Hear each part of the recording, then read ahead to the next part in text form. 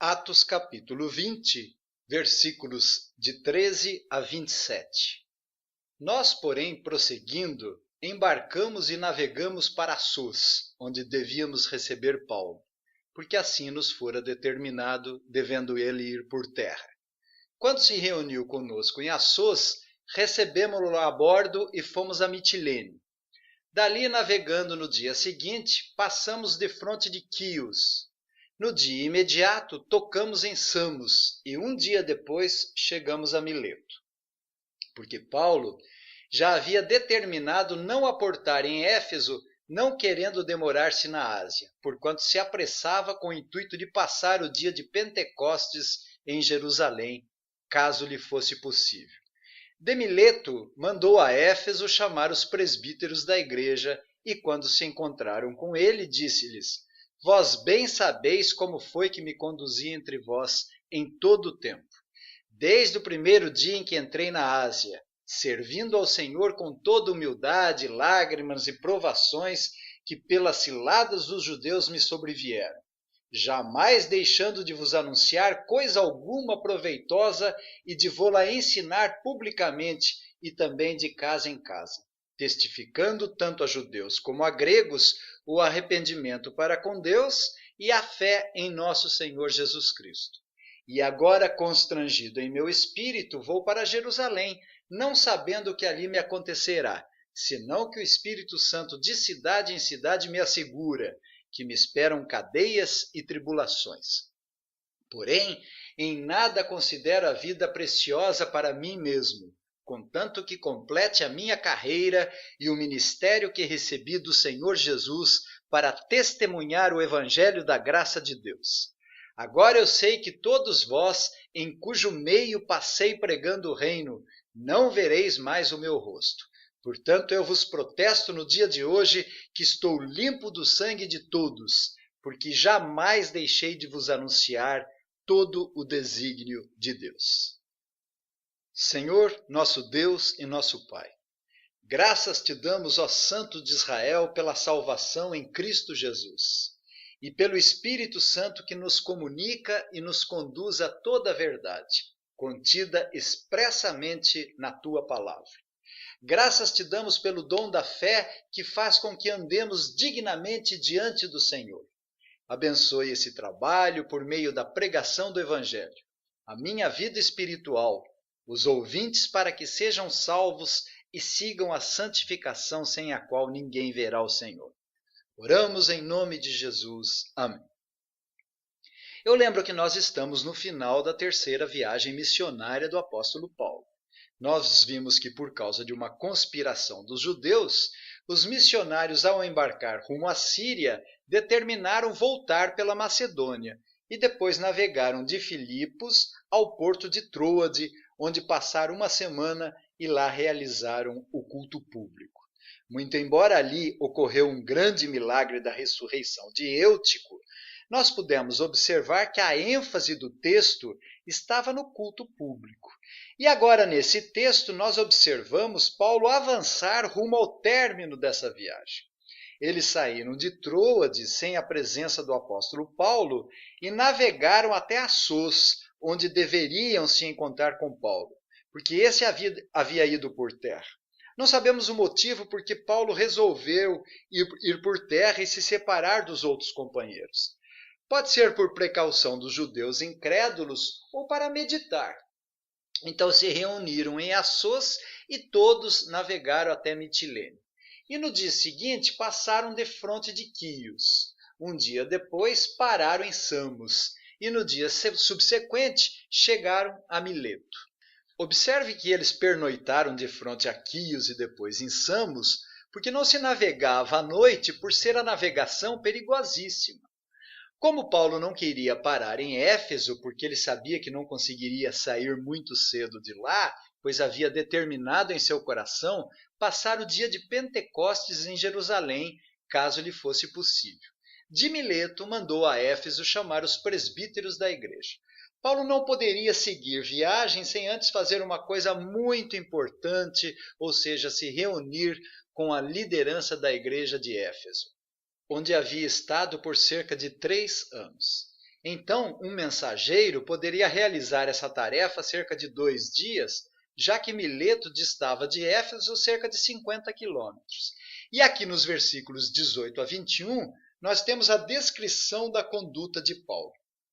E quando se encontraram com ele, disse-lhes: Vós bem sabeis como foi que me conduzi entre vós em todo o tempo, desde o primeiro dia em que entrei na Ásia, servindo ao Senhor com toda humildade, lágrimas e provações que pelas ciladas dos judeus me sobrevieram, jamais deixando de vos anunciar coisa alguma proveitosa, e de vô-la ensinar publicamente e também de casa em casa, testificando tanto a judeus como a gregos o arrependimento para com Deus e a fé em nosso Senhor Jesus Cristo. Em primeiro lugar, seu serviço foi caracterizado com toda a humildade, lágrimas e provações que pelas ciladas dos judeus lhe sobrevieram. A palavra grega para serviço significa um trabalho escravo. Então Paulo serviu como um escravo humildemente ao Senhor Jesus. E também com lágrimas, porque sabemos quanto sofrimento Paulo teve por amor ao Evangelho. E também por causa das perseguições dos judeus, que eram seus maiores inimigos. Desde a primeira viagem missionária, onde ele teve vários problemas com os judeus. Mas, em segundo lugar, o serviço de Paulo tem outra característica. Ele pregava em todo lugar, nas sinagogas, na beira do rio, e aqui é nos dito que ensinava também de casa em casa, jamais deixando de vos anunciar coisa alguma proveitosa, e de vô-la ensinar publicamente. Observe que seu trabalho era distinguido pela pregação do Evangelho e pelo ensino. Paulo chegou a protestar aos líderes da igreja de Éfeso que estava limpo do sangue de todos. Nós lemos no versículo 26, portanto eu vos protesto no dia de hoje, que estou limpo do sangue de todos. A palavra grega para protestar é marturomai, que significa convocar por testemunha, jurar solenemente. Paulo convocou todos eles para que alguém pudesse contestá-lo se ele não estivesse sendo verdadeiro, porque não paparicava, não tinha medo de desagradar os ouvintes, não negociava a verdade com políticos, não ofuscava as verdades por causa da iniquidade humana, pois no versículo 27 ele disse que jamais havia deixado de lhes anunciar todo o desígnio de Deus. Ele nunca escondeu a verdade de ninguém, pelo contrário, ele disse a Timóteo: ora, todos quanto querem viver piedosamente em Cristo Jesus serão perseguidos. E aos Gálatas: porventura procuro eu agora o favor dos homens ou de Deus? Ou procuro agradar a homens? Se agradasse ainda a homens, não seria servo de Cristo. Se Paulo não anunciasse todo o conselho de Deus, ele esconderia as verdades do Espírito Santo. Portanto, jamais ele deixou de anunciar todo o intento, todo o plano e todo o propósito de Deus para que as almas dos ouvintes se beneficiassem com todo o conselho do Senhor Jesus Cristo. No versículo 21 é-nos dito: testificando tanto a judeus como a gregos o arrependimento para com Deus e a fé em nosso Senhor Jesus Cristo.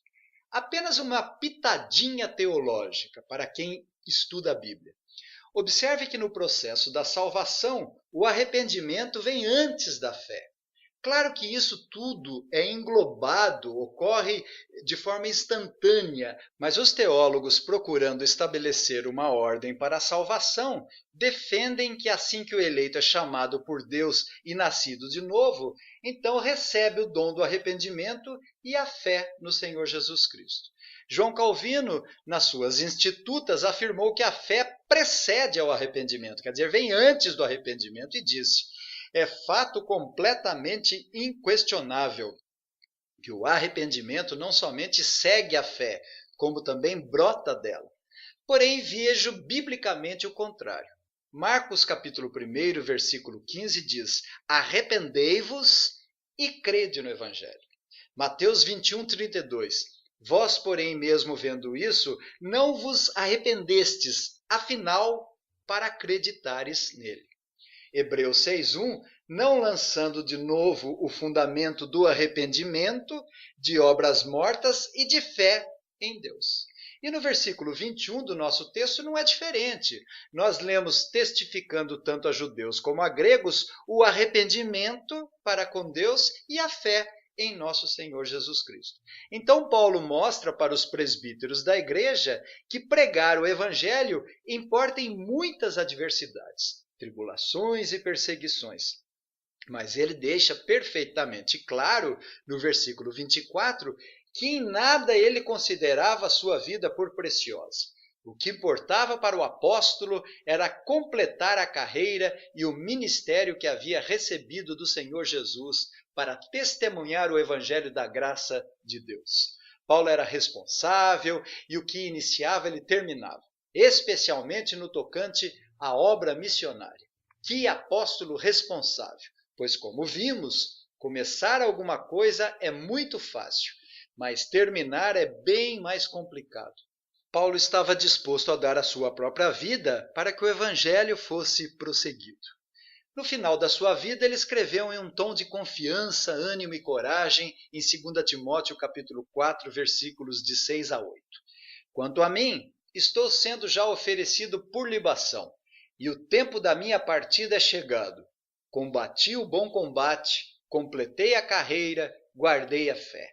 Já agora a coroa da justiça me está guardada, a qual o Senhor reto juiz me dará naquele dia. E não somente a mim, mas também a todos quantos amam a sua vinda. No versículo 25, nós temos a causa da tristeza dos presbíteros. É-nos dito: agora eu sei que todos vós, em cujo meio passei pregando o reino, não vereis mais o meu rosto. Essa declaração de Paulo consternou os bispos, porque quase certamente eles nunca mais veriam o rosto de Paulo, que havia estado lá cerca de 3 anos, pregando, ensinando, se desgastando e dando a própria vida por amor aos presbíteros. Apenas para concluir, eu gostaria de enfatizar a conversa de Paulo com os bispos de Éfeso. Com relação ao retorno da viagem desde Troade até Mileto, passando por Assos e Mitilene, depois Quios e Samos, nem mesmo Lucas detalhou. Então vamos nos ater àquilo que é essencial na conversa com Paulo e os presbíteros. Em primeiro lugar, nós temos o caráter humilde de Paulo. A palavra ministro no grego é diáconos, que é igual a um garçom que atende e serve aos outros. Jesus é um diácono e ele mesmo disse isso em Marcos 10:45, porque o Filho do Homem não veio para ser servido, mas para servir e dar a sua vida em resgate por muitos. Esse para servir é diáconos. Então o nosso Senhor Jesus se autodefiniu como um diácono. Todos os ministros devem fazer a obra de Deus com humildade. E só Deus pode fazer essa obra. É o Espírito Santo que produz no homem a convicção do pecado e a humildade. Só o Espírito, pela palavra de Deus, faz o homem perceber a sua real condição de miséria, a sua verdadeira situação de penúria e o seu genuíno estado de indigência. Se não for assim, o ministro do Evangelho será arrogante e egoísta. Que o Senhor nos dê a graça de vivermos humildemente diante da sua majestade, porque herdamos a natureza corrupta e é natural que sejamos orgulhosos de espírito. A segunda lição é que o serviço cristão é caracterizado com lágrimas e provações. Fazer a obra de Deus não é fácil e requer muita oração, determinação e graça.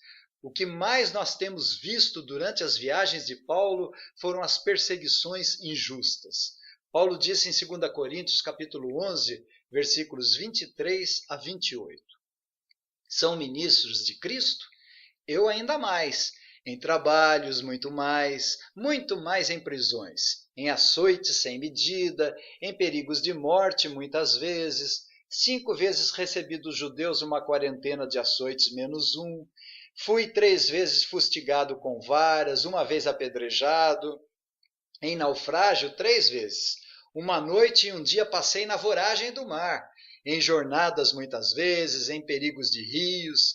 em perigos de salteadores, em perigos entre patrícios, em perigos entre gentios, em perigos na cidade, em perigos no deserto, em perigos no mar, em perigos entre falsos irmãos, em trabalhos e fadigas, em vigílias muitas vezes, em fome e sede, em jejuns muitas vezes, em frio e nudez. Além das coisas exteriores, ao que pesa sobre mim diariamente a preocupação com todas as igrejas.